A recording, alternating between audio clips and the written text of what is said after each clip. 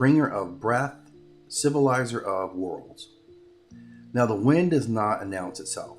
It moves first, unseen, shaping what follows. Across the ancient lands of Mesoamerica, there existed a presence whose power was not measured by conquest, but by continuity. A force that did not rule through terror, but through order. An intelligence that shaped civilizations without demanding their submission. They call this presence Quetzalcoatl, known as the feathered serpent, a being where sky and earth converge in one, where motion is governed by restraint, where creation begins not with command, but with breath. He was not worshipped as a tyrant. He was remembered as a guide. Now, Quetzalcoatl was never a single image, nor a single role.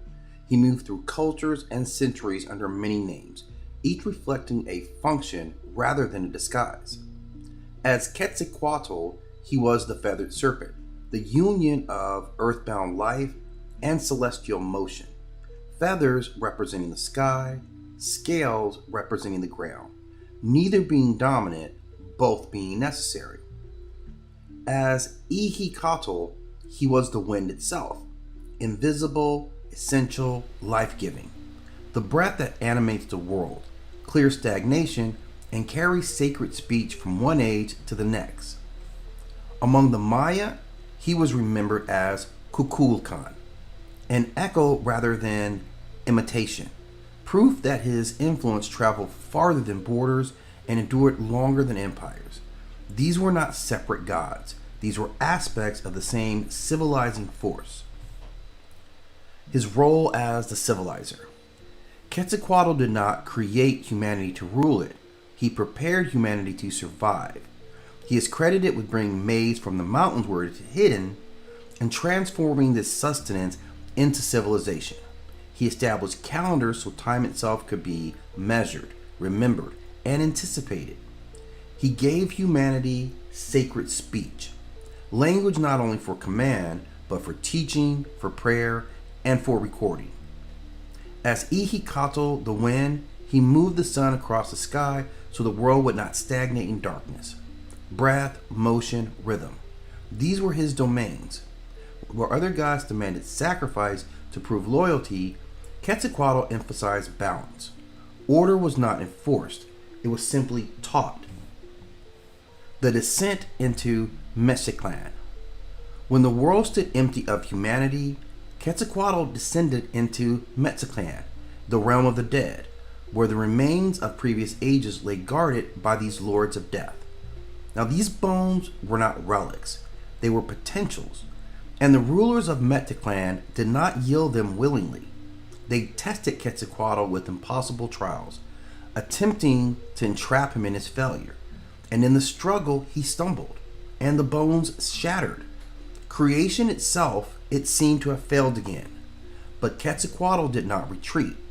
He gathered the broken remains and spilled his own divine blood upon them. From sacrifice, not dominance, humanity emerged. Imperfect, fragile, and varied. Human beings were not forged as flawless instruments. They were born of loss and intention. And this imperfection was not a flaw, it was the point. The Age of Order. In later ages, Quetzalcoatl walked among humanity as ruler priest, remembered as Tolpitzin Quetzalcoatl, presiding over the city of Tula.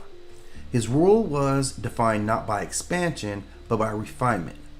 Human sacrifice was rejected, arts and learning flourished, craftsmanship, astronomy, and ritual knowledge became the foundations of society. Under this guidance, civilization advanced without descending into cruelty, and this was rare, and rarity often brings attention. Where Quetzalcoatl represented restraint and continuity, Tezcatlipoca embodied conflict, reflection, and disruption. He did not confront Quetzalcoatl with armies, he confronted him with a mirror. And in that mirror, Quetzalcoatl saw not a god, but a flawed being, aging, mortal, capable of error. Temptation followed, sacred boundaries blurred. The myth does not dwell on indulgence, it dwells on consequence. Quetzalcoatl recognized that he had fallen short of his own principles, and instead of doubling down on authority, he chose removal. Exile and transformation. Quetzalcoatl did not cling to power. He left. Some traditions say he walked eastward towards the sea. Others say he burned himself on a pyre. The details differ, but the meaning remains constant. He refused to rule dishonestly. The Daughters of Mara. The final trial for the Buddha as he sat beneath the Bodhi tree. Now, these three daughters all worked in the domains of seduction, disruption, and emotional manipulation. And their most famous target was, of course, Siddhartha Gautama. Their mission was tied to their father's force. He had already tried storms, demons, armies of fear, and none of them had moved him. So he sent something that was far more precise, and these were his daughters. Because no warrior is undefeated until he has defeated himself. Now he sent first Tanha, who was thirst, and she was not aggressive, she was not loud. She becomes everything Siddhartha ever loved. She is comfort, memory, the warmth of the palace that he had left behind. She reminds him of what it is to have pleasure without shame. She whispers of reunion. She offers relief from the severity of awakening. And her weapon is longing. But the Siddhartha Buddha does not react to this. He watches the feeling rise and pass, and Tanha fades away. And then there is Raga, who is the flame. And Raga does not whisper, she burns. She dances before him with this radiant beauty. She shifts form. She is youthful, divine, cosmic. She magnifies sensation. She tries to awaken not memory, but hunger. She is passion without restraint. She is attachment disguised as devotion. But Siddhartha sees the chain hidden inside of her embrace. He does not recoil. He does not engage. He remains still. And Raga cannot bind what does not grasp. So she dissolves. Then comes Arati, who is discontent. And she does not seduce. She mocks. What are you doing here? This is pointless. You are wasting your life. She attacks discipline itself. She sends boredom, restlessness, irritation, doubt. The quiet voice that sabotages commitment. But Siddhartha does not argue with her. He does not defend himself. He remains still. And without reaction, Arati has no fuel. And she disappears. When all the three fail, their father demands proof of witness. And Siddhartha touches the earth, and the ground itself bears witness. And at that moment, Mara and his daughters lose their hold. Not because they are destroyed, but because they are all understood.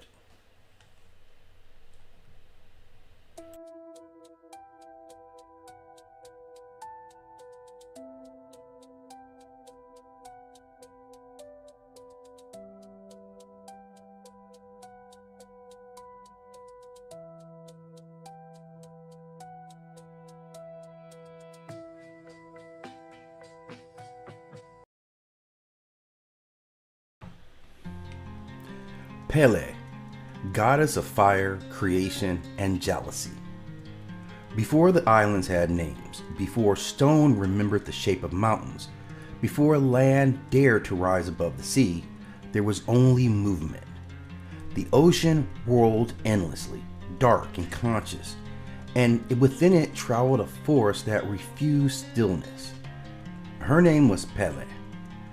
She was not born in one place. She emerged again and again, from flame, from hunger, from the deep furnace of the world. Pele was fire with intention. Her hair flowed like smoke caught in the wind, black and endless, carrying embers in its wake. Her skin glowed as if lit from within, sometimes warm as sunlit stone, sometimes red hot with fury. Her eyes were not gentle. They burned with the knowing of something older than fear. Where Pele walked, the earth opened.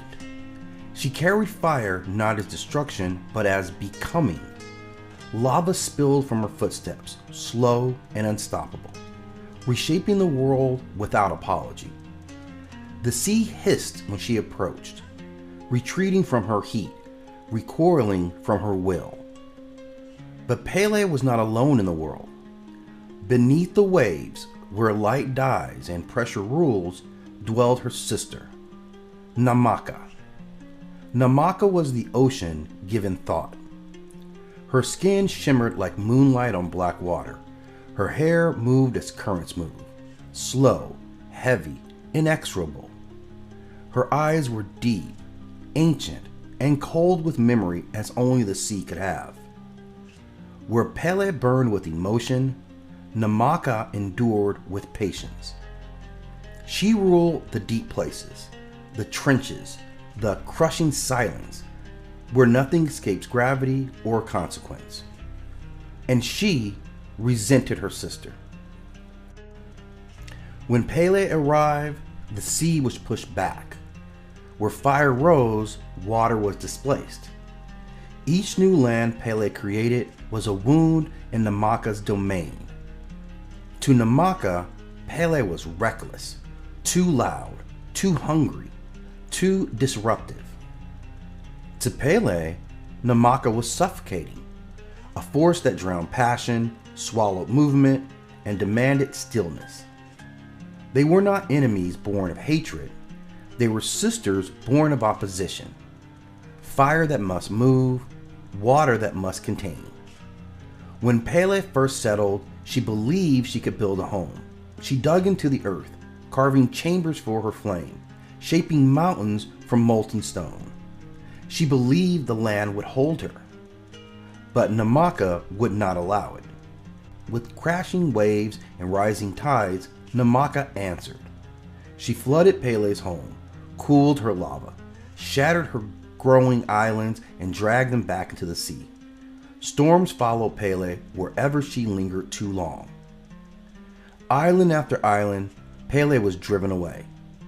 Each retreat hardened her.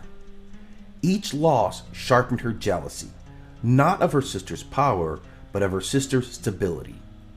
Namaka already had a kingdom. The ocean accepted her without resistance. Pele had to fight for every inch of ground. And still, she moved forward. She crossed the sea again and again, chased by waves, hunted by storms, carrying her fire across the dark. What humans would later call volcanoes are the scars of this journey, places where Pele tried to stay and was forced to flee. And then at last, she reached Hawaii, the youngest island, the strongest spine of the stone. Here, the earth did not break beneath her. It answered. Pele dug deep, deeper than she ever had before. She struck the mantle of the world itself, tapping into the planet's heart. Fire surged upward and stayed. Namaka became, again, furious. Waves slammed against the stone, storms tore at the land, but this time the land endured. Fire and water clashed, not to destroy each other, but to define their boundaries. And Pele remained. She claimed the volcano as her body and the island as her spine. She did not rule from the sea or the sky, she ruled from beneath. The people felt her presence in trembling ground, in glowing rivers of lava, in the fertile soil that followed destruction. Pele was not cruel, but she was emotional. She loved fiercely. And when she loved, she gave warmth, growth, and abundance. Forests returned when the lava had cooled. Life sprang that appeared to be dead. The people learned to honor her, to respect her fire, to speak her name with care. Because Pele was also jealous. When she was disrespected, when love was betrayed, when humans forgot the land was alive, her anger rose. Lava flowed without mercy. Villages vanished beneath molten stone. It was not punishment, it was correction. Pele did not destroy out of hatred. She destroyed because stagnation is a lie. Fire clears what no longer serves, and creation requires sacrifice. Namaka watched from the deep, no longer chasing her sister, but never forgiving her. The ocean still presses against the land, testing it, reminding Pele that nothing remains unchallenged forever. They are still bound. Fire rises, water answers. The world is shaped between them. Even now, Pele sleeps beneath the islands. Not gone, not silent, but waiting. Because fire never truly rests.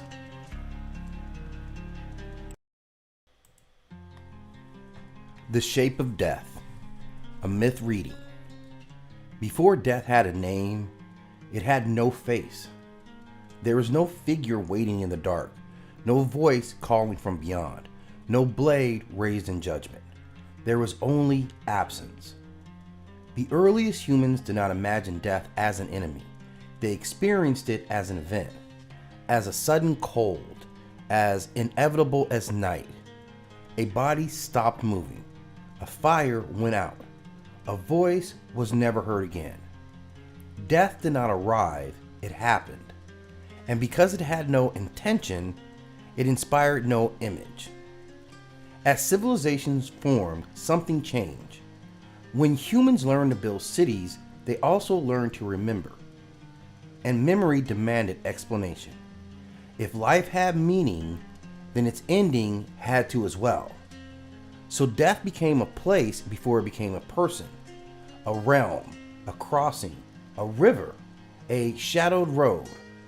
In many early traditions, death was gentle, not merciful, but calm. It came like sleep. It came like dusk. The dead were not punished. They were processed, guided, measured, prepared. Death was not here to hurt you. It was there to receive you. But the world grew crowded. Empires expanded, wars multiplied, famine followed power wherever it went. And death stopped feeling distant. It moved into homes, into streets, into churches. When people began dying by the thousands, death could no longer be abstract. It needed a face. The turning point came when death became visible, not as a myth, but a spectacle. Plague emptied cities. Fields filled with bodies instead of crops. Entire generations vanished between seasons. And suddenly, death was no longer rare. It was constant. When something becomes constant, humans stop asking if and start asking when. And when fear demands explanation, authority provides answers. This is when death learned to judge.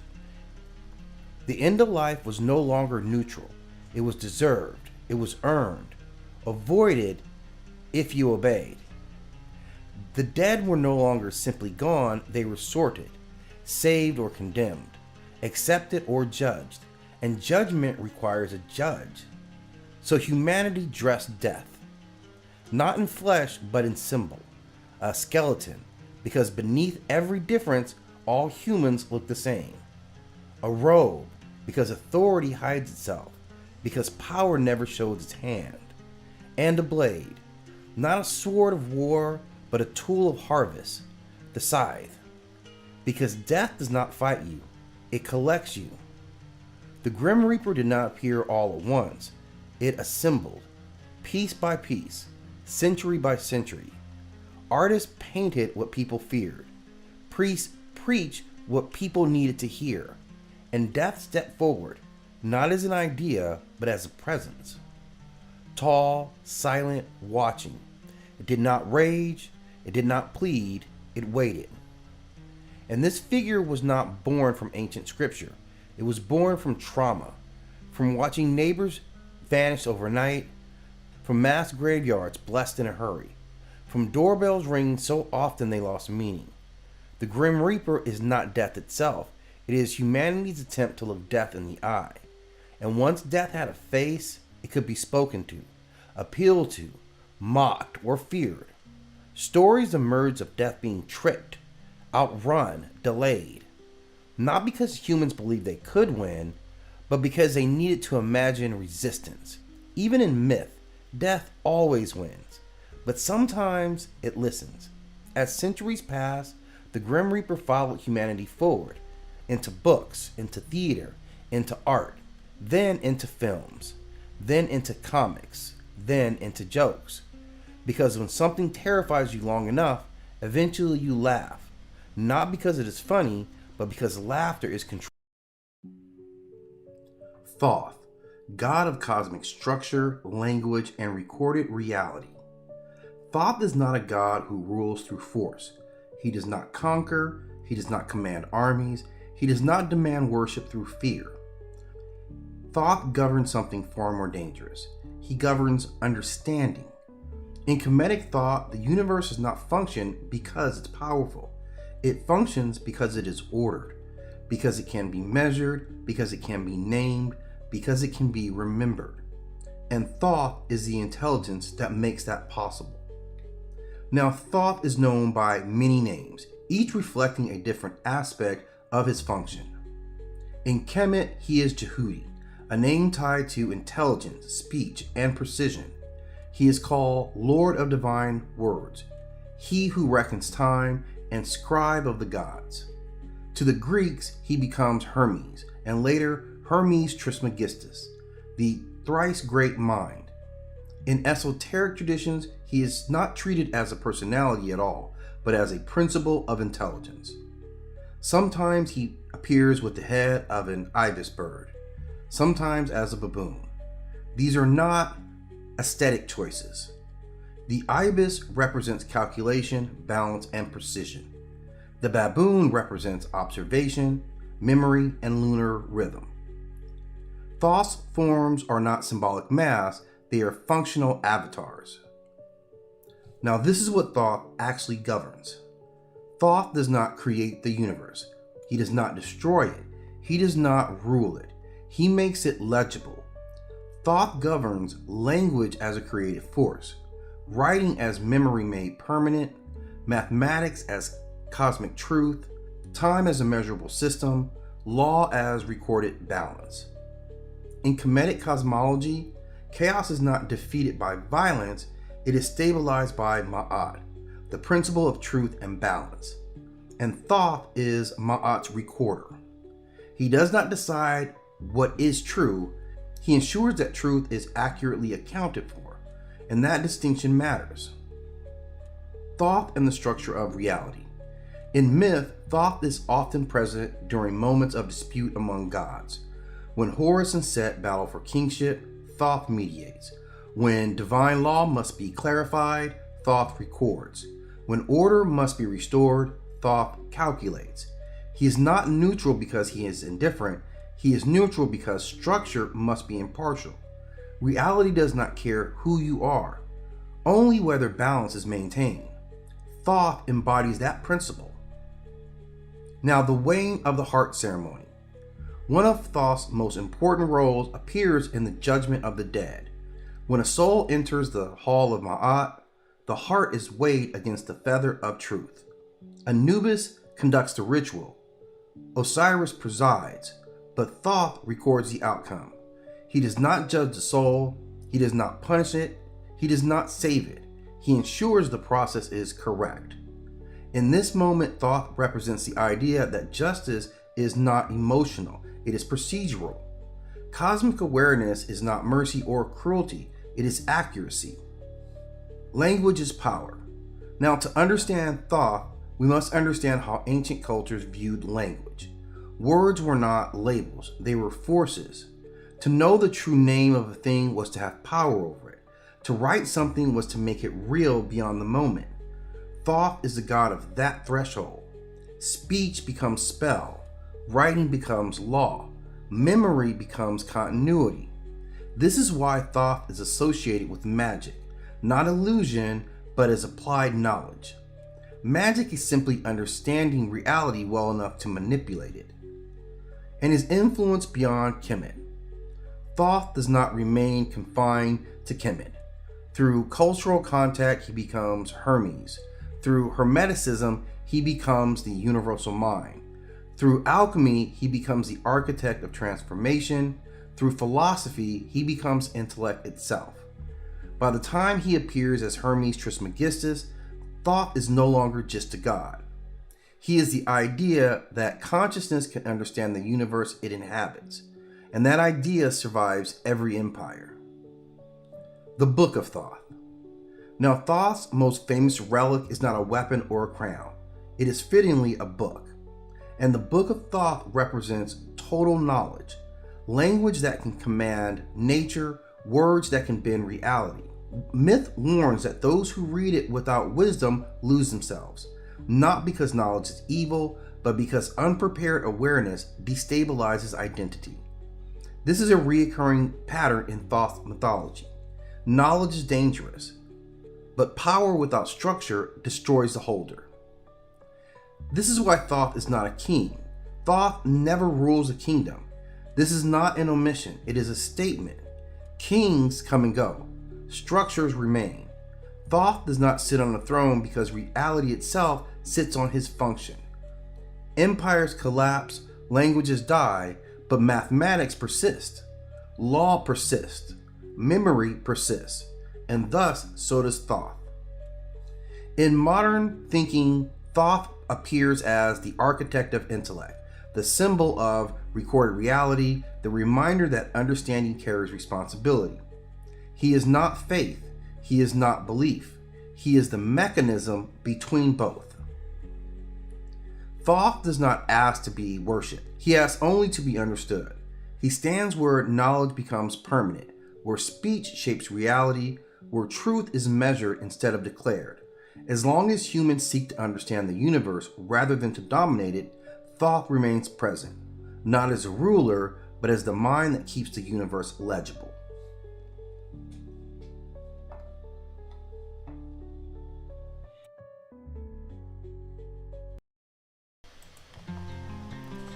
Tiamat, the first mother of monsters. Before there were gods with names, before temples, before prayers, before fear knew how to kneel, there was Tiamat. Not born, not created, not crowned. She was. She was the saltwater ocean before shorelines existed, the dark womb before light learned how to speak, the roar beneath creation, where nothing had yet decided what it wanted to be. Tiamat was not evil. She was not kind. She was unfiltered existence. In the beginning, there was only mingling. Fresh water and salt. Apsu and Tiamat. Stillness and motion folding into one another. From this union came the younger gods. Loud, restless, impatient. They shouted inside the silence. They stirred the waters. They forgot that they were guests inside a body older than time. And the old gods began to ache. Apsu wanted silence back. He planned destruction not out of cruelty, but out of exhaustion. The young gods killed him first. They struck the quiet father down, and the waters trembled. Tiamat felt it. Not as grief alone, but as betrayal. Creation had turned on its source. Something ancient woke up in her depths. Not rage, not vengeance. Correction. The sea does not scream when it floods a city. It simply returns things to where they belong. Tiamat did not declare war. She responded. She gave birth again. This time, not to gods who would forget her. This time she birthed monsters. Serpents with venom instead of prayers. Dragons with eyes like eclipses. Creatures shaped by fear itself. Not because she loved chaos, but because chaos was truth before order learned how to lie. A consort forged for war, and the heavens shook. The younger gods panicked. They had learned how to rule, but not how to face their mother. They searched for a weapon. They searched for a hero. They chose Marduk. Not because he was the oldest, not because he was the wisest, but because he promised control. Marduk did not face Tiamat as a son. He faced her as a system. He brought nets to trap the infinite winds, to suffocate the ocean. Words to define what should never have been named. And when he struck her down, creation didn't cheer, it split. From her body, the world was built. Her ribs became the sky. Her blood became the rivers. Her bones became the foundation of order. Civilization rose on a corpse, and all the gods called it victory. But listen closely. Chaos was never destroyed. It was never dissected. Tiamat did not vanish. She was repurposed. Every storm that ignores your prayers, every flood that erases borders, every moment where systems collapse under their own arrogance, that is her breath moving through the cracks. Tiamat is not a villain. She is the reminder that order is temporary, that control is borrowed, that creation always comes from something older, darker, and deeper than comfort allows. She is the mother civilization buried alive, and she is still dreaming. The gods fear chaos because it reminds them of what they were before they learned how to rule, that they were simply aspects of the universe, no greater or lesser than any other creation.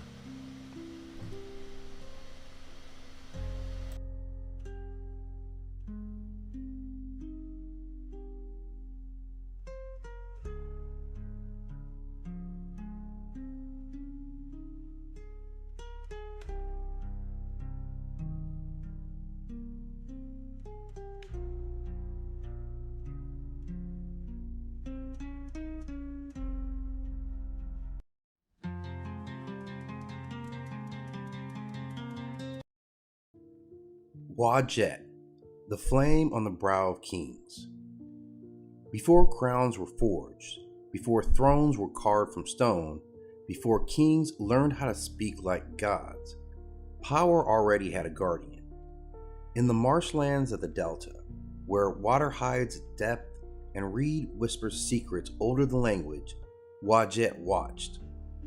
She did not rule a city. She did not demand temples. She did not walk among the people. She waited. The gods knew chaos does not always arrive as war. Sometimes it comes as doubt, sometimes as betrayal, sometimes as a ruler who forgets why he was chosen. And when the world needed authority that could not be questioned, they did not send a storm, they did not send an army, they sent a warning. From the papyrus marsh the cobra rose, not to strike, but to be seen. Wadjet coiled herself into fire and gold, her body becoming the living sigil of sovereignty. She climbed the crown of the king, not as decoration, but as a contract. Rule in balance, she whispered, without sound or burn. From that day forward, no true king stood alone. When enemies crept through shadows, Wadjet's eyes opened. When traitors smiled too easily, her hood flared. When foreign kings tested the borders of Kemet, they felt heat on their faces before steel ever touched their skin. She did not chase invaders across deserts. She did not roar like Sekhmet. She did not judge like Anubis. She simply ended threats. Quickly, precisely, without ceremony. Pharaohs learned this truth early. The crown was not theirs. The throne was not theirs. Even the land was borrowed. What belonged to them was the responsibility of being worthy of the cobra. For when a ruler spoke falsely, Wadjet tightened. When the ruler ruled for himself, she leaned forward. And when a ruler forgot Ma'at entirely, forgot balance, forgot duty, forgot the people, the flame on the brow burned hot enough to be the last thing his enemies never saw. Thus Wadjet endured, not in stories told to children, but in silent warnings to kings, not as a goddess who walked the earth, but as a presence that ended reigns. Even now, long after crowns have turned dust, her symbol remains, a reminder. Power is never safe, authority is never passive, and true sovereignty always comes with a blade already drawn. Wadjet still watches, and she never misses.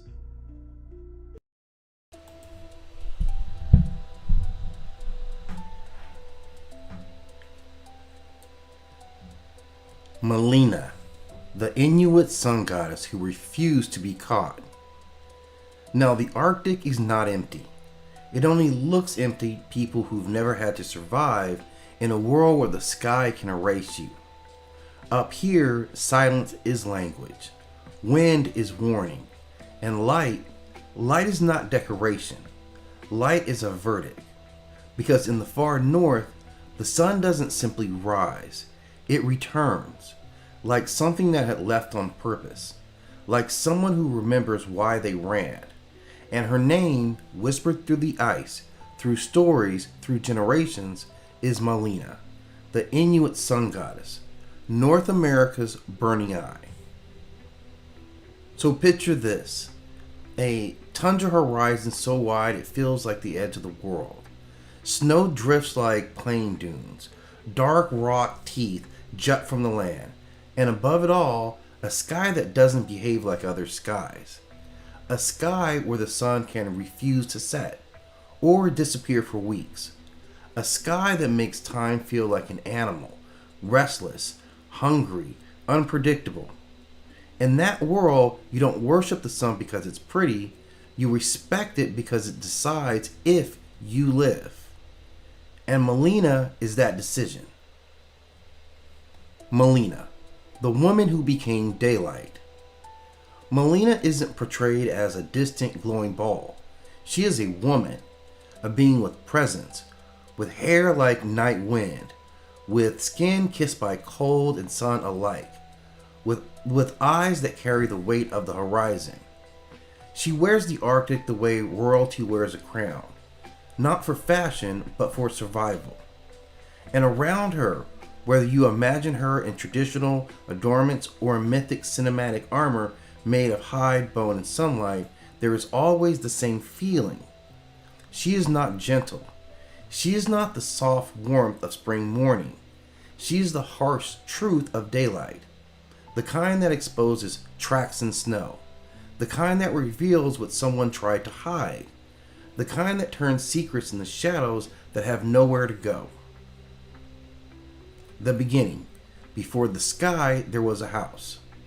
In one of the most famous Inuit tellings, Melina begins not in the heavens, but on earth. She lived with her brother. His name was Ananigan, often described as the moon. And in some versions, another sister exists too, a presence in the household, another point on the triangle of family and fate. But the core is always the same. Melina is there. Ananga is there.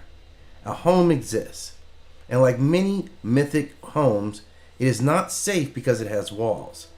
Sometimes the first danger in a mythology is not the monster outside, it is the betrayal inside. The violation when trust breaks. There is a night, and the night is thick. No stars you can count, no lamp strong enough to banish what's about to happen.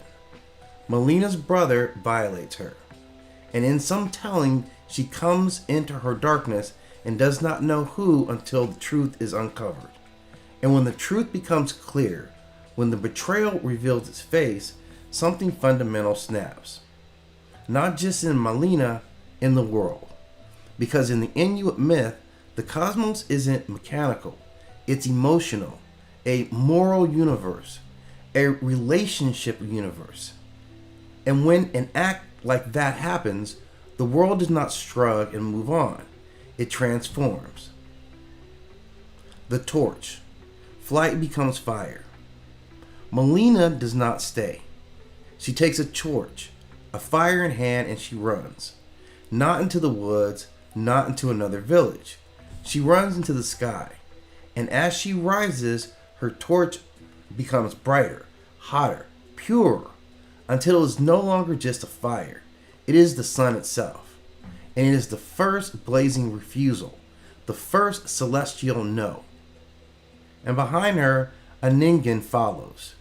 He is frantic, hungry, ashamed, possessed by pursuit. He grabs his own flame, and his light becomes the moon, not as radiant, not as triumphant, a lesser fire, a chasing fire. The chase, why the sun and the moon move. Now the sky makes sense, not because science is wrong, but because the myth is describing something else. Not the physics of motion, but the meaning of motion. The sun and the moon cross the heavens, not as random objects, but as story. Melina runs ahead, unreachable, sovereign, burning. Anangan follows, always behind, never arriving.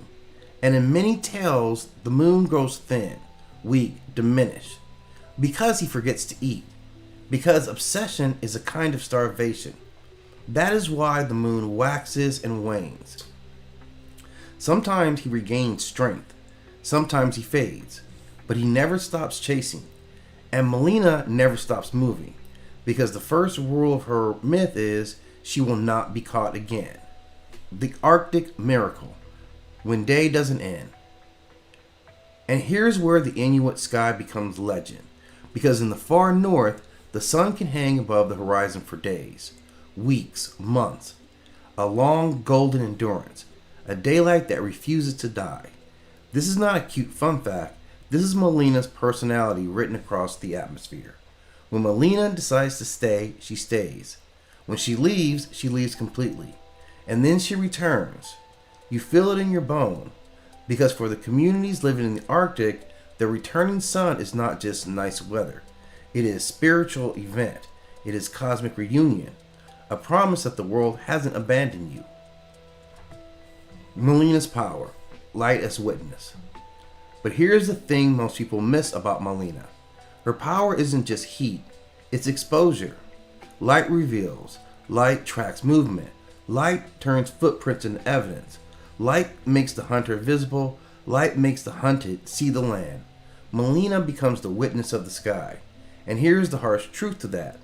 Because of her story, the sun isn't a smiling mother, it's a survivor, a living boundary, a force that says, I will not disappear for your comfort.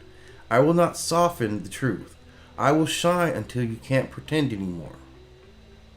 The cosmic archetype, the solar feminine who escapes. A lot of cultures imagine the sun as male, a king, a warrior, a father, a creator seated on a throne of fire. But Melina is a different archetype. She is the solar feminine as escape and sovereignty. She is the feminine divinity, not defined by who she belongs to, but who she refuses. She is a goddess who doesn't negotiate with violation. She doesn't argue, she doesn't plead, she moves. And in moving, she becomes untouchable. In moving, she becomes the sky's dominant rhythm. Now, imagine Melina as she would appear in the cinematic myth. She walks across a bridge of snow and ice. Behind her, the sun blooms like a halo, too bright to stare at. Wind pulls her hair like black smoke. Her silhouette is sharp against the gold. She doesn't smile as a friendly deity, but she moves forward, always forward. Each step is a reminder that this is a goddess not begging for worship. This is a goddess whose existence is proof of survival. So when the sun stretches over the Arctic, when it refuses to set, when it stares down at the frozen land like an unblinking eye, remember this.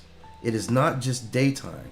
It is Melina, still running, still sovereign, still refusing to be caught. And in the world where people have tried to rewrite what happened, erase what happened, hide what happened, Melina becomes something sacred, a light that will not let the story disappear, because her myth teaches a hard truth carved in the sky. Sometimes the only way to survive is to become untouchable. Sometimes the only way forward is to turn your escape into a new cosmos. And the sun is not always kindness. Sometimes the sun is a woman with a torch and a vow.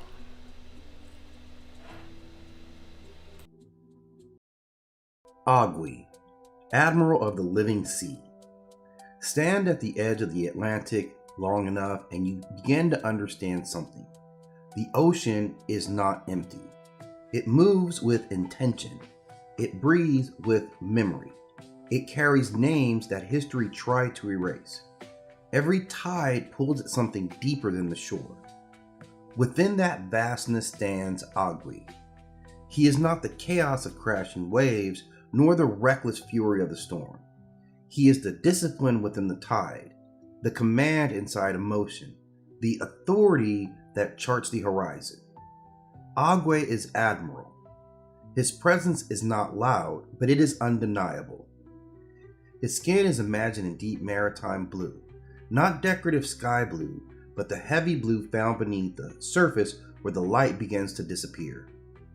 Blue that borders on black, blue that holds secrets. Against the depth, gold rests easy, chains like navigational lines, medallions like compass centers, adornments that echo anchors pulled from the seafloor. Water does not thrash against him, it parts. When he stands in waist-high surf, the waves bend around his frames. The tide slows in recognition. The current listens. His crown rises like coral and plume, red and gold, cutting against the ocean air. Not vanity, but rank. Not decoration, but office. He governs sea salt. He governs ships. He governs routes, and routes shape destiny. The sea has been commerce, invasion, escape, exile, return. It has carried explorers and conquerors, traders and captives, dreamers and displaced. Ogwe presides over every crossing. He is the keeper of the passage, the witness of migration, the silent authority over the line between homeland and horizon. For the African diaspora, the Atlantic is not just geography, it is archive, it is grave, it is womb, it is rupture and survival intertwined. Millions crossed unwillingly, millions never saw land again, millions endured and carried memory forward. Within voodoo cosmology, the sea is threshold, a place where worlds meet and spirits travel. Offerings to Ogwe are set afloat in small boats and released into the open water. They are not placed on altars inside walls. They are entrusted to distance. If the sea returns the offering, it was refused.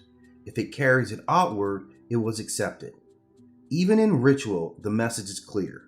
The ocean decides. Ogwe becomes more than a maritime spirit.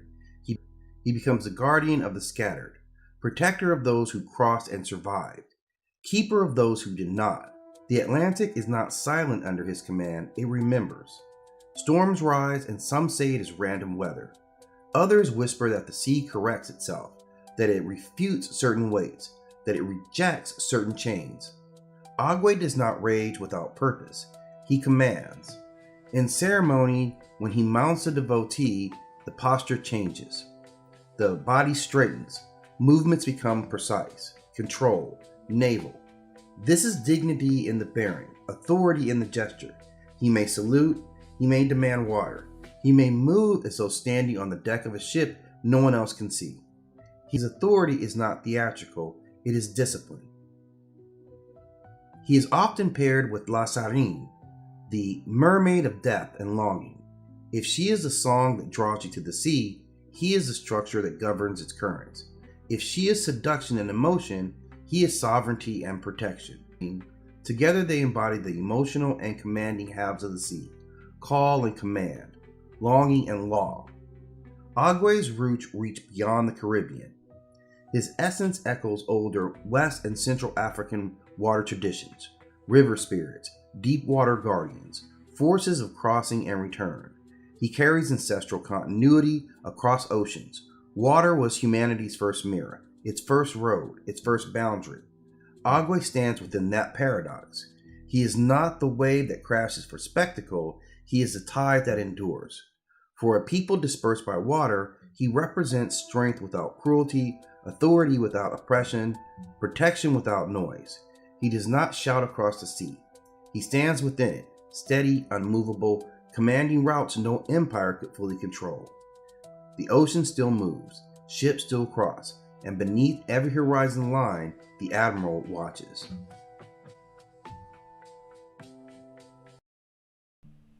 Belphegor, the god who became a demon. The name Belphegor does not begin in hell, it begins in stone. Winds move across the eastern highlands beyond Jordan. The air there is dry, carrying dust that clings to skin and cloth. The mountain named Peor rises from that terrain, not the tallest peak, but one visible enough to command attention. On its heights, altars stood, not carved in the Gothic imagination of medieval demonology, but in the rough, practical stone of the ancient Levant. Oil burned in shallow bowls, animal fat crackled in the heat. Smoke lifted towards the sky in dark ribbons that bent with the wind. The people who climbed this mountain did not believe they were serving a demon. They believed they were honoring a lord. Baal Peor. A Baal was not a devil. A Baal was a master, a possessor, a ruler. Across Canaan and its neighboring lands, each territory had its Baal, its localized manifestation of storm, fertility, and dominion. Baal Peor belonged to Moab. His name was tied to the place, the geography, to the very slope of that mountain. The rites associated him were agricultural and seasonal. Fertility was not metaphorical. It meant rain. It meant grain rising from the soil. It meant herds multiplying. It meant survival. And in a land where drought meant death, fertility gods were not luxuries. They were necessities. The wind at Peor would have carried the scent of blood and incense. Drums might have sounded, low, steady, repetitive. The ritual has a rhythm. It is the rhythm of petition. Hands lifted, voices called out, offerings were made. This was not chaos. It was covenant. A tribe honoring the power they believed governed their land. The mountain watched. The sky shifted. The god was invoked. And somewhere across the Jordan, another people moved closer. The Israelites encamped near Moab during the wilderness wandering. Their narratives tell it sharply, without sympathy. The book of Numbers speaks of enticement, of Moabite women drawing Israelite men into sacrifice, of participation in the rites of Baal Peor. The text does not linger in description. It moves quickly to consequence, plague, anger, zeal. But imagine in that tension, in that valley, two peoples, two cosmologies, two understandings of divine order. When the Israelites joined in the rites of Peor, it was not merely an act of personal indulgence. It was a fracture in a covenant identity. To the authors of that text, this was not curiosity. It was betrayal. And the response was violent. Phinehas, grandson of Aaron, takes a spear and enacts judgment. The plague halts. The narrative closes with an affirmation of loyalty to the God of Israel. And Baal Peor is left in the text as a name stained by transgression. He is no longer described in ritual detail. He becomes shorthand, a symbol of seduction away from the covenant. But from the Moabite perspective, nothing has changed. The mountain still stood. The rites likely continued for generations beyond the moment preserved in Hebrew scripture. What changed was a story told about him. The first transformation of Baal Peor was not physical. It was narrative. He moved from local god to rival god, from rival god to condemned god. And once a deity is condemned within a monotheistic framework, his fate is sealed. He cannot remain neutral. He cannot become false. Centuries pass. Empire shifts.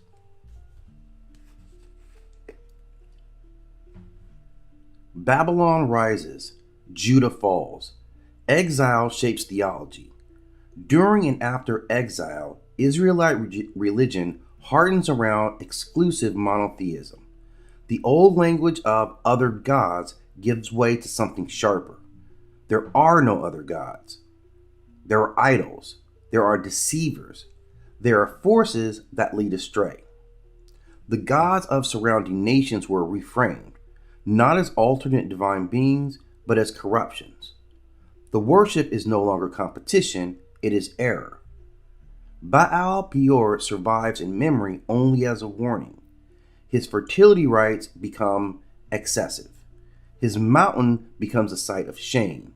The god who once received smoke and song now exists in text as a cautionary tale. And yet the name persists. They linger.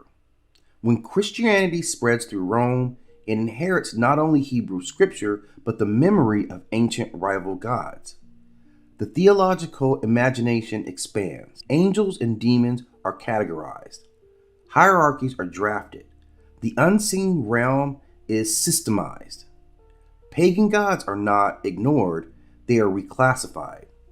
From the late antiquity into the medieval period, the transformation deepens. The old Baal names scattered across scripture begin to crystallize into demonic entities. Baal Zebub becomes Beelzebub, and Baal Peor becomes Belphegor. The sound shifts slightly in the passage through language, Hebrew to Greek, Greek to Latin, but the root remains, Belphegor. By now, he no longer stands on a mountain. He stands in hell. The grimoires of the Renaissance and early modern period describe him with specificity. He is counted among the princes of the infernal realm. In some traditions, he is assigned to the deadly sin of sloth. But even here, something in his ancient character survives. Belphegor tempts through prosperity. He offers ingenious discoveries. He whispers solutions. He encourages innovation. He does not destroy fields with fire. He promises abundance without labor. Picture him not merely as a skeletal horror, but as a presence. The air around him feels heavy, not with heat, but with stagnation. Not with the violent heat of wrath, but the slow suffocation of complacency. His throne is less a seat of conquest and more a monument to decay. Stone eroded by time, mechanisms rusting, clocks frozen at the moment effort ceased. His voice is not thunderous. It is patient, measured, persuasive. He does not shout, he suggests. Why strain when there is an easier way? Why toil when innovation can replace effort? Why discipline the body when comfort is within reach? The sin of sloth in medieval theology was not simply laziness. It is spiritual apathy, a refusal to pursue what is difficult but necessary, a collapse of will. Belphegor becomes the embodiment of that collapse. Once he presided over fertility, the multiplication of life. Now he presides over inertia, the multiplication of excuses. And yet, the through line is subtle. Both identities revolve around abundance. The Baal Peor was invoked to increase crops and herds. Belphegor tempts humans with the increase of wealth and convenience. What changes is the moral framing. In Moab, abundance was a divine blessing. In medieval Europe, abundance without labor was suspicious. The god did not necessarily transform in nature, he transformed in interpretation. Where Baal Peor once stood beneath the open sky, Belphegor is described beneath no sky at all. The Renaissance grimoires do not give him wind or horizon. They give him rank. In such books as the Pseudemonica Daemonium, he is counted among the infernal authorities, not a wandering spirit nor a minor imp, but power with jurisdiction. He is seated. That detail matters. Seated implies permanence, authority, and establishment. Hell in these systems is not chaos. It is organized, layered, administrative. Princes govern domains. Legions serve under them. Titles are precision. Belphegor does not rage across battlefields. He governs the slow collapse of discipline. Imagine the chamber in which he sits. Not fire, not brimstone, but stone. Ancient stone, damp and cold. The kind of cold that creeps to the bone. Torches burn low along the walls, not for warmth, but for formality. Ritual illumination. The air smells metallic, faintly of oil and of rust. Around him are the remnants of industry. Wheels frozen mid-turn, mechanisms half complete, tools abandoned where they fail. This is not destruction by violence, it is destruction by neglect. Belphegor tempts through ease. Grimoires describe him offering discoveries, mechanical insights, clever innovations, sudden wealth. He is said to help people make ingenious devices. And the irony is sharp. The demon of sloth inspiring innovation. But medieval theologians did not see the contradiction. To them, invention without moral grounding was dangerous. Cleverness detached from virtue led to pride, greed, and spiritual decay. Belphegor does not tempt you to lie, he tempts you to avoid effort, to substitute convenience for growth, to take the path that weakens you slowly. His presence would not be loud. He would feel like heaviness in limbs, a fog in the will, a whisper that almost sounds reasonable. Rest, delay, there is time. The medieval understanding of sloth was not about naps. It was about spiritual paralysis, a sadness that makes discipline feel pointless, a resistance to pursuing the good. Belphegor becomes patron of that paralysis. His throne imagery grows more grotesque after each imagination. Some depictions render him skeletal, emaciated, crowned with twisted thorns. Others show him seated on a toilet-like structure, a crude medieval satire emphasizing filth and corruption. These images are polemic. They are not history of Moab. They are theology weaponized, but they reveal something important. The god of rival culture is not merely rejected, he is humiliated. His dignity is stripped, his former sacredness inverted. The process is complete.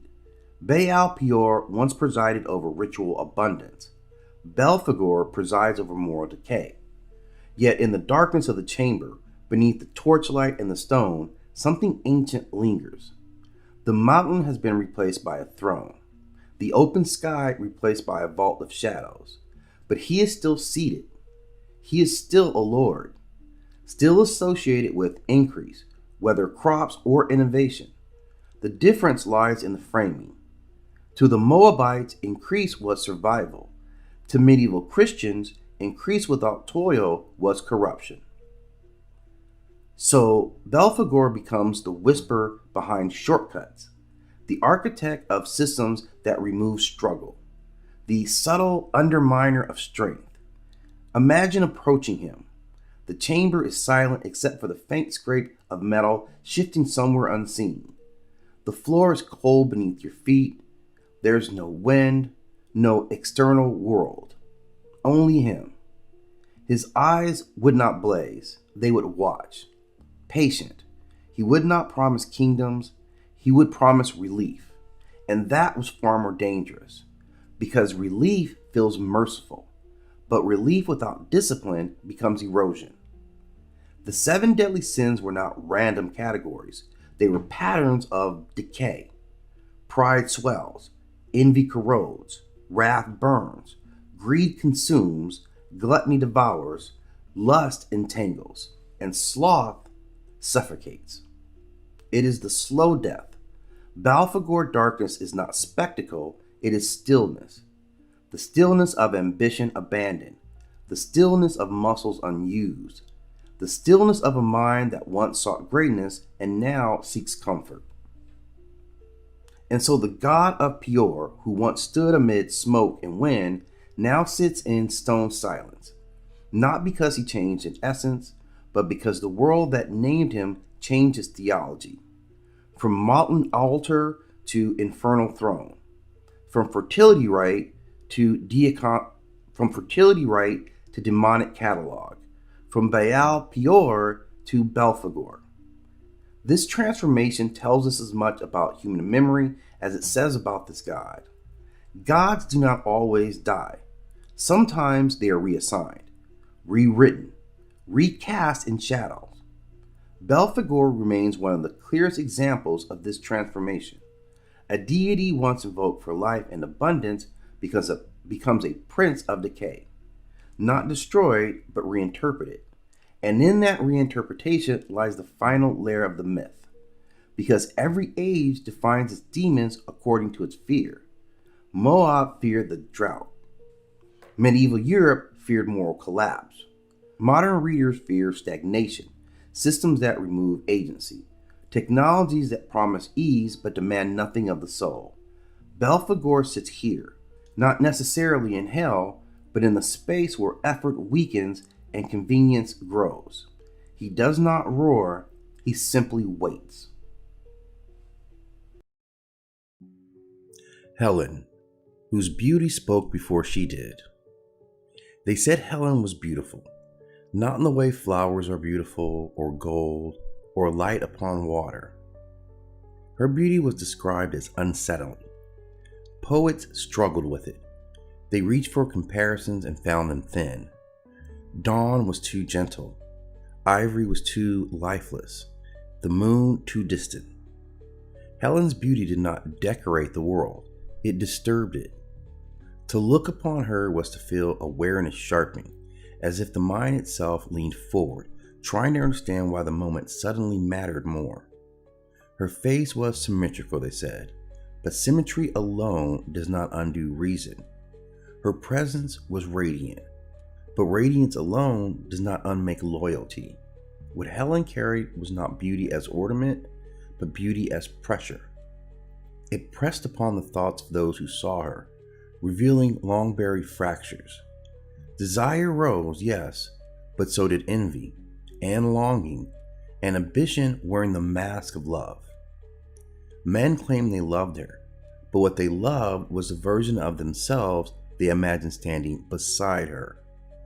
Helen knew how she was seen. She learned early that her beauty arrived in a room before her voice, that eyes decided things long before words were spoken.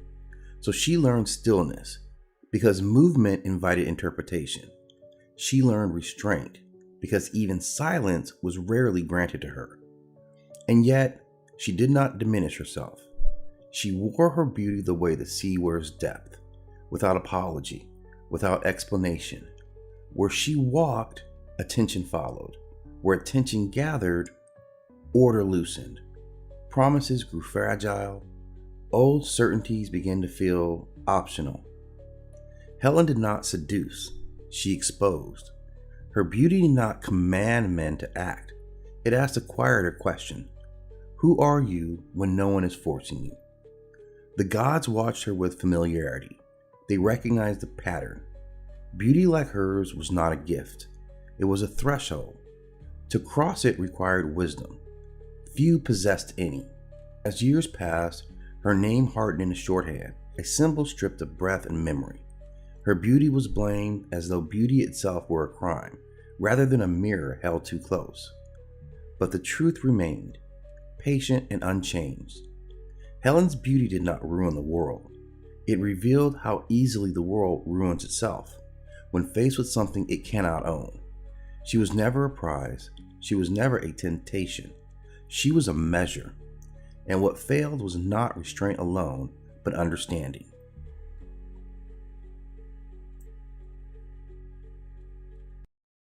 Katrina, when death learned to smile. Before she wore flowers, before she became a face painted on the living, before her image danced through festivals and altars, there was one truth no one wanted to face. Death came for everyone. Kings and laborers, the adorned and the forgotten, those wrapped in silk and those wrapped only in earth. But the living feared death so deeply that they pretended it belonged only to the poor, the sick, the unseen. And so she appeared. Not a monster, not a demon, but as a woman. La Katrina stood tall, bare-boned and beautifully dressed, wearing the elegance the living believed could save them. Her skull smiled beneath the fine hats and flowers, because no amount of gold could buy exception. She did not speak at first. She did not need to. Her presence alone was a lesson. She walked among the living during the days of remembrance, when the veil thinned and the dead were invited home. Children laughed at her image. Families placed candles and bread before her likeness. Music followed in her steps. And slowly, fear loosened its grip. La Katrina taught them something sacred. Death is not the interruption of life. It is the continuation of relationship. She carries no scythe. She demands no worship. She asks only to be remembered. Her flowers bloom in cemeteries because memory feeds the dead. Her painted eyes gaze gently because love does not end with breath. When names are spoken, when stories are retold, when laughter rises beyond grief, the dead rise again. Not in flesh, but in presence. La Katrina stands at the center of this exchange, not as a ruler, but as a hostess. She welcomes the ancestors. She reminds the living to eat, to drink, to dance, to live fully while breath still remains. Her smile is not mockery, it is mercy. She tells the living, do not hide from death. Do not rush past it in silence. Sit with it, decorate it, speak it, because when death is acknowledged, life becomes richer. And when the final breath comes, La Katrina will not arrive as a stranger. She will already be known, already honored, already smiling. Graves with fire. When the drums fall silent and the earth is freshly turned, she arrives, not from the sky, not from the sea, from the grave itself. Maman Brigitte walks where the dead are laid, where names are carved into stone and forgotten by the living. She is the keeper of the cemetery, the one who knows every grave by touch, every bone by memory. Fire follows her steps, not to destroy, but to purify. She laughs loudly because death does not frighten her. She drinks, she curses, she dances among the tombs, because grief must breathe, or it rots the soul. Maman Brigitte is the wife of Baron Samedi, but she is no shadow to him. Where he opens the door, she decides what happens next. She listens to the dead, to the woman who was beaten and buried in silence, to the child whose name was never spoken again, to the man whose blood was spilled without justice. The dead do not whisper to Maman Brigitte, they demand. And when wrong has been done, she remembers. Her fire is not rage without reason. It is fire of correction. The fire that burns sickness out of flesh. The fire that turns curses back on those who earn them. The fire that protects the innocent and punishes the cruel. She heals with the same hands she destroys with, but justice is not gentle. When she mounts a body, her voice becomes sharp, raw, unfiltered. She swears, she laughs, she tells the truth without apology. Those who approach her with respect receive protection, healing, and strength. Those who mock her, exploit the dead, or harm the powerless learn quickly why the cemetery is not a place of weakness. Maman Brigitte stands between worlds, feet planted among bones, head crowned with fire. She is proof that death does not belong to fear, that spirits remember, that injustice does not escape consequence. And when the living forget, when the powerful believe they are untouched, when crimes are buried with bodies, Maman Brigitte walks the grave at night, igniting candles that cannot be blown out, because the dead are never silent, and she is always listening.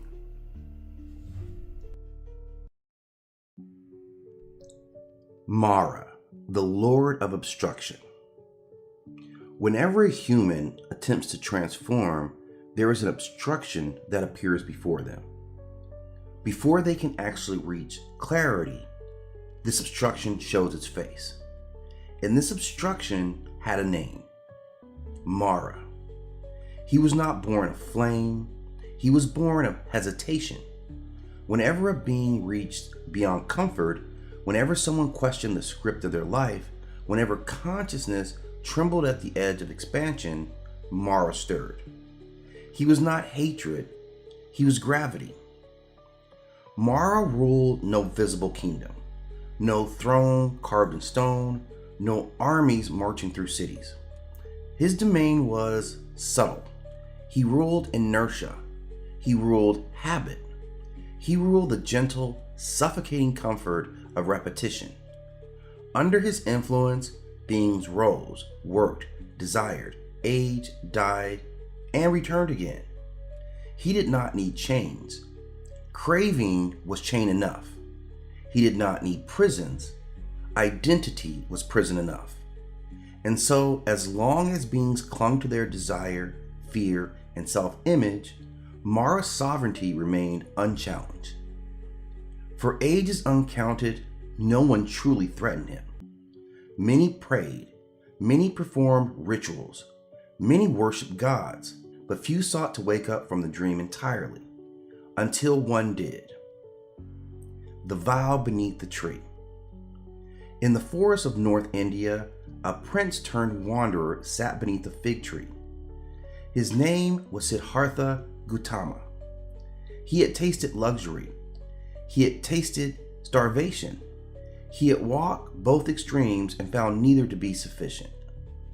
Now he made a vow. I will not rise from the seat until I see reality as it is. The earth heard him. The wind paused. The unseen realm shifted. And in his shadowed dominion, Mara felt something rupture. A crack in the foundation of sleep. If one being pierced illusion completely, others would follow. If others followed, craving would weaken. If craving weakened, Mara's rule would thin, and this could not be allowed. The silk strategy. Mara did not begin with violence. Violence is crude. He began with warmth. The night air softened. The ache in Siddhartha's body eased. Memories bloomed like golden flowers. Palace corridors, perfumed chambers, music and moonlight, his beautiful wife's face, his children's small hands. Not lust, not greed, relief. Mara's daughters appeared, embodiments of longing and beauty. They circled him like living poetry. You have done enough. You have suffered enough.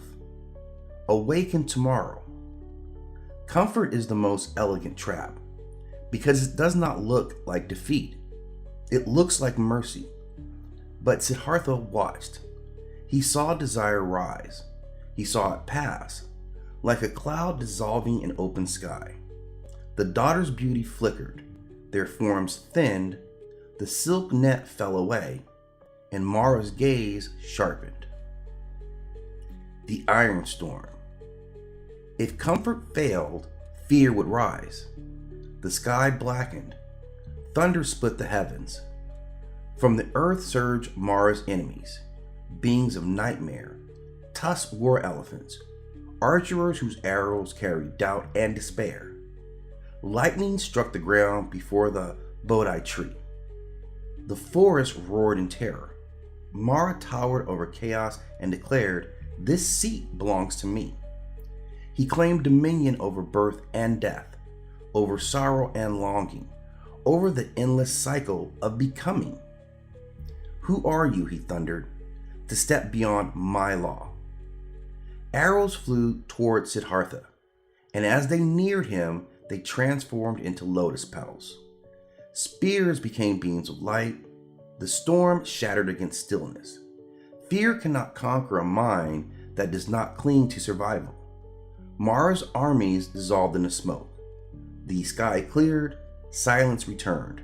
Only one weapon remained. The blade of doubt. Mara approached alone. No daughters this time. No army. Only him and only his presence. Calm, vast, patient. He stood before Siddhartha and asked a question that breaks empire. Who will testify that you deserve awakening? It was not shouted, it was whispered. Legitimacy, authority, validation. You sit here claiming freedom beyond gods and kings. But who bears witness to your right? The cosmos stilled, because doubt is sharper than any spear. Comfort tempts the body. Fear shakes the nerves, but doubt pierces identity. If Siddhartha sought permission from the heavens, if he looked upward for approval, Mara would win. Because Mara thrives whenever awakening depends on external validation. Siddhartha did not look to the sky. He did not summon deities. He did not argue. He reached down and touched the earth. The earth remembers. His fingers pressed into the soil, simple, unadorned, and the earth answered. It trembled, not in destruction, but in recognition. The ground bore witness to lifetimes of compassion, effort, discipline, and intention. Rivers remembered. Mountains remembered. The soil remembered. No authority beyond reality itself was needed. The earth itself testified. Mara staggered, for obstruction cannot stand where direct knowledge exists. Doubt cannot survive contact with clarity. Mara did not explode. He did not burn. He simply faded, like mist dissolving into morning light. The secret truth of Mara. There is a deeper myth. Mara was never destroyed. He cannot be destroyed because he is not an enemy. He is simply a threshold. He arises when consciousness approaches breakthrough. When someone tries to end addiction, Mara appears. When someone leaves a false life, Mara appears. When someone chooses truth over comfort, Mara appears. First with warmth, then with fear, then finally with the whisper. Who do you think you are? He is obstruction. He is not punishment. He is simply there to test. For awakening that can't withstand comfort, fear, and doubt is not awakening at all. Mara in every age. In ancient forests, he used daughters and storms. In modern cities, he uses distractions. Endless noise, endless scrolling, endless comparison. Comfort as sedation. Identity as armor. He does not need armies. He has convenience.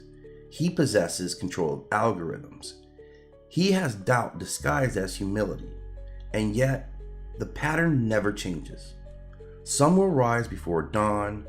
Some will accept the whisper, but some will remain seated. Some will refuse comfort. Some will endure the fear. Some will meet doubt without asking permission. And when they do, Mara fades again. The dawn. As the first light touched the horizon, Siddhartha opened his eyes. Not as a prince anymore, not as an ascetic, but as Buddha, the truly awakened one. The Bodhi tree stood silent witness. The earth would hold the memory. And somewhere in the edge of perception, Mara watched. Not furious, not even broken, but patient. Because he knows most beings will not endure the final whisper. Most will rise before sunrise. Most will choose comfort. But every so often, someone does not move. And on that night, obstruction almost ruled forever, but clarity held. And in that moment, the world itself changed.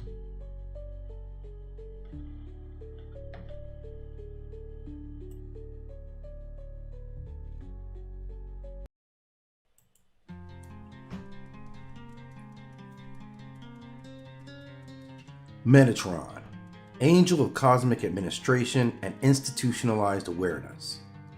Metatron is not a god who fell. He is not a god who rebelled. He is not a god at all. Metatron is what happens when awareness is allowed to remain, but only on the condition that it no longer disrupts the system.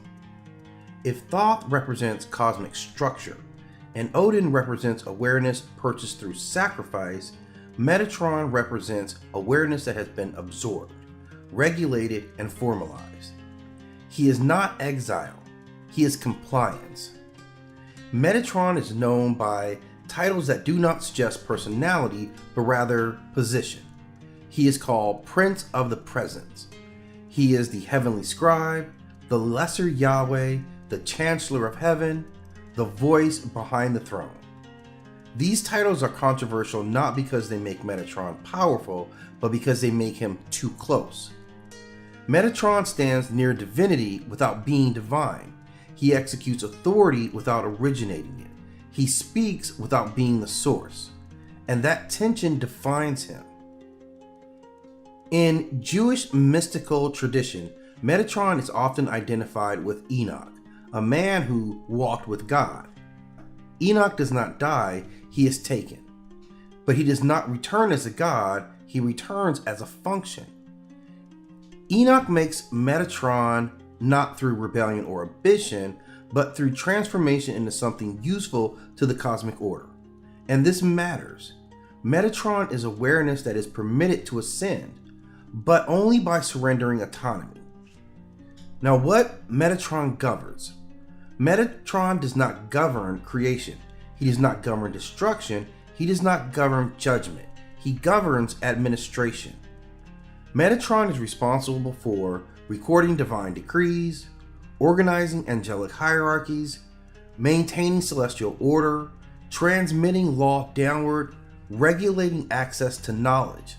He is not wisdom itself, he is the keeper of wisdom's circulation. Where Thoth records reality, Metatron routes it. Metatron is the embodiment of a dangerous idea, that the universe can be managed. In the mythic text, heaven is not chaos. Heaven is a system. It has ranks, orders, permissions, boundaries. Metatron is the interface between infinite divinity and finite creation. He is not creative, he is procedural, and procedural is power. And in this is where he garners fear. Rabbinic authorities were easy on Metatron, not because he was evil, but because he blurred lines. If Metatron sits near the throne, if Metatron speaks divine commands, if Metatron carries the name, then where does divinity end and administration begin? And that fear leads to restriction. Speculation about Metatron becomes dangerous. Mysticism becomes controlled. Awareness, once again, is regulated. This is where Metatron's role sharpens in this triad. Adriel represents awareness that exceeds hierarchy and is therefore expelled. Metatron represents awareness that accepts hierarchy and is therefore retained. One is cast out, one is promoted. Both lose their freedom. The contrast is not accidental, it is systemic. This is the price of staying. Metatron's tragedy is not punishment, it is function. He does not fall, he does not rebel, he does not seek worship. He works, and he never stops. If Odin sacrifices an eye, Metatron sacrifices selfhood. There is no wandering, no refusal, no collapse, only endless execution.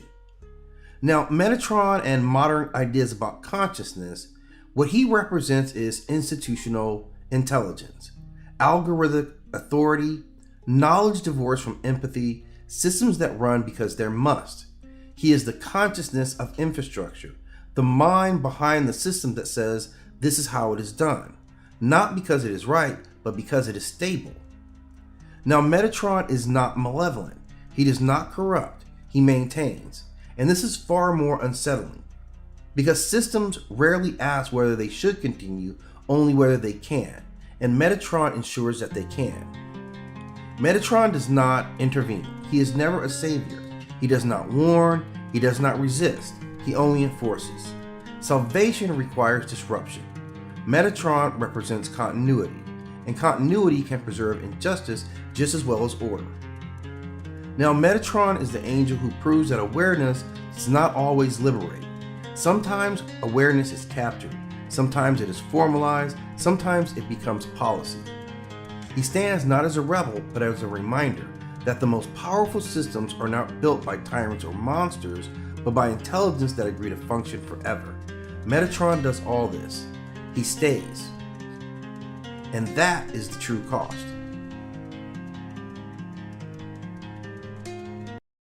Njord, chronological archive myth entry. Njord, pronounced Njord, is a Norse sea god associated with wind, maritime wealth, and safe passage. His mythology reflects both ancient fertility traditions and the later Viking Age expansion culture of Scandinavia. The earliest possible roots of Njord may reach back before the 1st century Common Era. In 98 Common Era, the Roman historian Tacitus recorded the worship of a Germanic earth goddess named Nerthus in his work Germania. Many scholars believe Njord may be connected to this earlier deity. Linguistically, their names are related. Some researchers suggest that Njord may represent a later masculine development of an older fertility god or goddess within early Germanic religion. In mythic time, Njord belongs to the Vanir, a group of gods associated with fertility, prosperity, and natural cycles. At some point in divine history, war breaks out between the Vanir and the Aesir, the warrior gods of Asgard. The conflict ends not in destruction, but in truce. As part of a peace exchange, Njord is sent to live among the Aesir. This event marks his integration into the dominant Norse divine order. From that point forward, he is recognized as a god of the sea, wind, and wealth. His role becomes essential in a culture dependent on ships and trade. Njord later marries the giantess Skadi. She chooses her husband by looking only at the feet of the gods, believing she is selecting the god Balder. Instead, she chooses Njord. They attempt to share their homes. 9 nights are spent by the sea, where Njord feels at peace but Skadi cannot rest.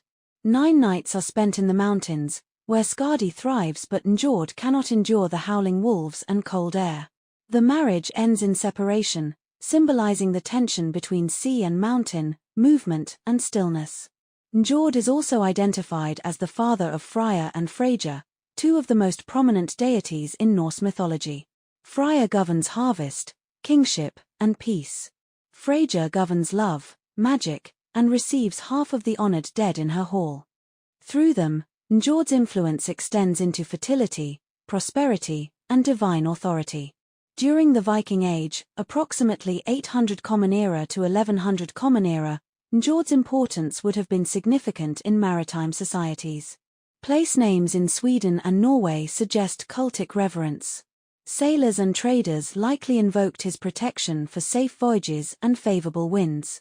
After the Christianization of Scandinavia in the 11th century Common Era, active worship of Njord declined. His memory survives primarily through the Poetic Edda and the Prose Edda, recorded in the 13th century Common Era by the Icelandic historian Snorri Sturluson. Njord does not dominate the dramatic myths of destruction or prophecy. Instead, he represents continuity. He embodies wealth through movement, prosperity through trade, and stability through flow. In Norse cosmology, he is not the storm. He is the wind that fills the sail. Odin, god of sacrifice, vision, and costly awareness. Odin is not the strongest of the gods. He is not the most beloved. He is not even the most just. But Odin is the god who understands. And in Norse mythology, understanding is never free. Now, Odin is known by more names than any god in the Norse world. He is Allfather, not because he rules gently, but because he sees broadly.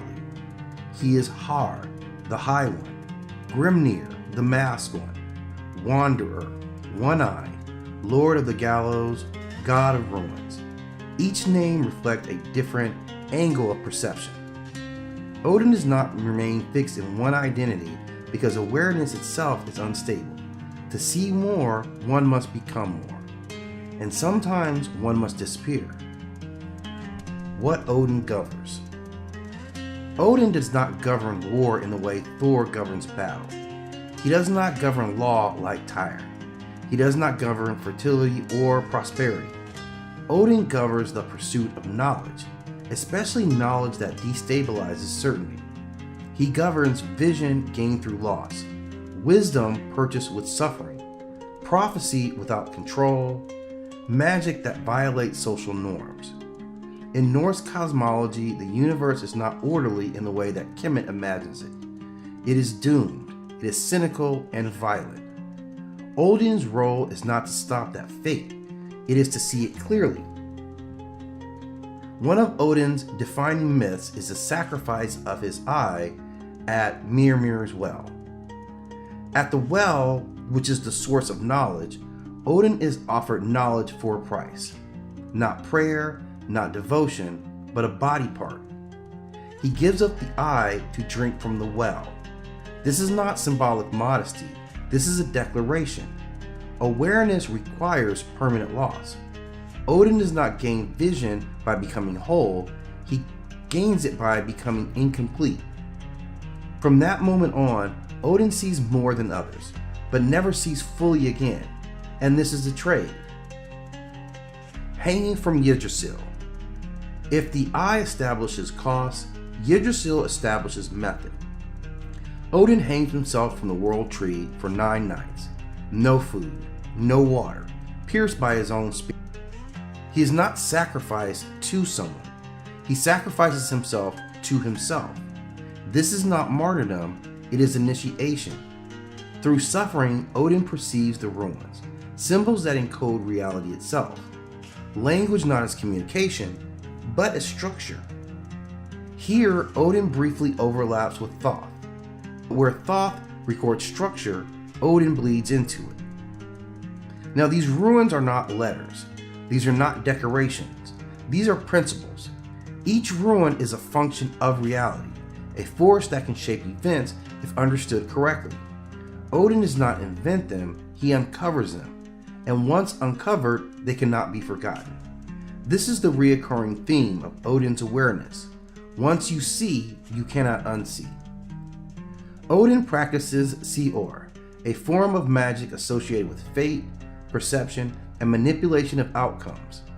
In Norse society, Seor is considered unmanly, taboo, dangerous. Odin practices it anyway, and this is critical. Odin is willing to violate social norms, gender roles, and divine expectations for the sake of understanding. Awareness does not respect comfort. And Odin in Ragnarok figures into all of this. Perhaps the most important aspect of Odin's cosmic awareness is this. He knows Ragnarok is coming. He knows the gods will fall. He knows the world will burn. He knows he will be devoured by Fenrir, and he cannot stop it. This is not failure. This is clarity. Odin's awareness is not about control.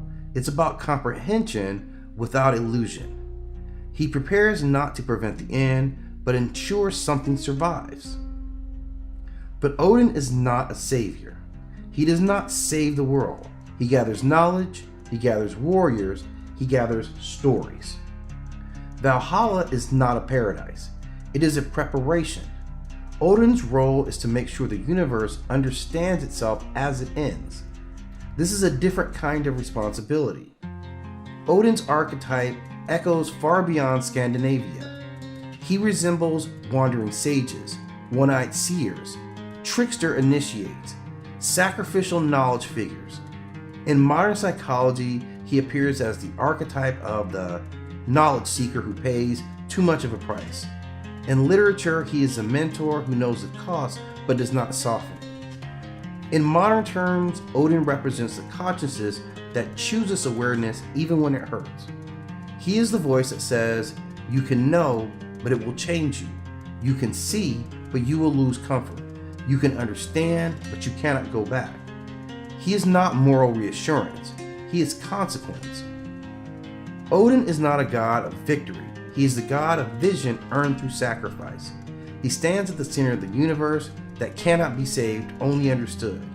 and he chooses understanding anyway. That is his power, not through domination, not through force, but the willingness to see clearly even when the truth demands blood.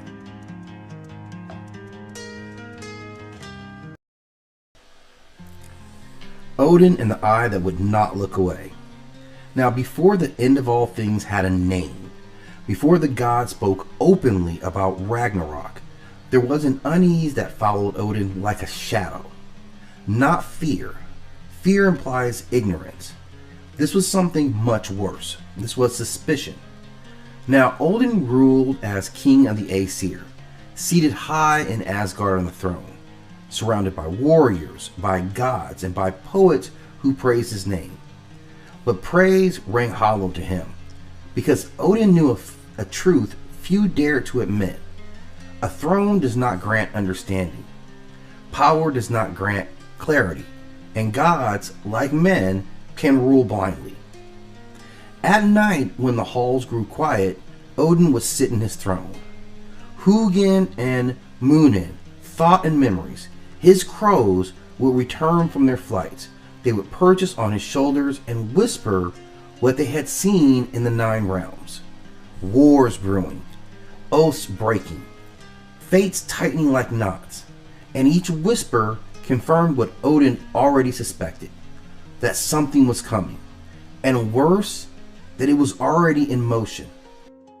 So Odin turned his attention not outward, but downward, to the roots of Yggdrasil, the world tree whose branches held the heavens, and whose roots drank from the places that even gods avoided. One root fed Mimir's well, a well not of water alone, but of memory, of truth, of things remembered by the world itself. It was said that the well remembered every mistake ever made, and every consequence yet to come. And it was guarded by Mimir, not a warrior, not a tyrant, but a keeper, because wisdom does not need force, only patience. Odin traveled alone, no army, no banners, no ceremony, a king who feared witness. When he reached the well, he did not admire it. He did not marvel. He already knew what it was. He asked for a drink. Mimir looked at him, not with reverence, but with recognition, as if he had been waiting. And the price was spoken plainly. One of your eyes. Not your blood, not your crown, not your life. Your eye, the thing with which you interpret the world. And the silence that followed was heavy, because Odin understood the meaning immediately. This was not payment for knowledge, this was proof of intent. To drink from the well was to accept that you would never see the world the same way again. And Odin could have turned back. He would still be king, he would still be worshipped, he would still be feared. Ignorance would have protected him. But Odin did not come for comfort, he came for truth. And truth always takes something with it. So Odin reached up and tore the eye from its socket. No miracle softened the act, no divine numbness dulled the pain. This was not a test. It was mutilation, a god breaking himself on purpose. Blood fell into the well, followed by the eye itself, which sank slowly as if the well were swallowing a memory. Only then did Mimir allow him to drink. And what Odin gained was not peace. He saw the ruins, not the symbols, but as forces that demanded sacrifice to weld. He saw fate, not as a suggestion, but as a structure that was already built. He saw Ragnarok, not as a distant threat, but as a certainty moving steadily towards him. And worst of all, he understood that knowledge does not grant control. It only removes denial. When Odin rose from the well, he was one-eyed, not wounded, not diminished, but exposed. From that day forward, Odin would never rest. He wandered the realms disguised as an old man, testing warriors, tempting kings, destroying those who proved unworthy. Not out of cruelty, but out of desperation, because Odin knew something that the others did not. that war was coming whether they wanted it or not. Valhalla was not a reward, it was a recruitment center. In Herja were not heroes, they were resources. And Odin gathered them obsessively, because wisdom had shown him the end but offered no way out of it. This was the price that Odin paid. Not the loss of time, but the loss of illusion. He could see the truth now, and it did not care that he was God. His missing eye did not make him wiser, not the way the poets are mad. It made him haunted, because once you see the shape of fate, you can't argue. You cannot pray it away, you cannot rule it into submission. You can only debate. And so Odin ruled with authority in one hand and inevitability in the other. One eye looking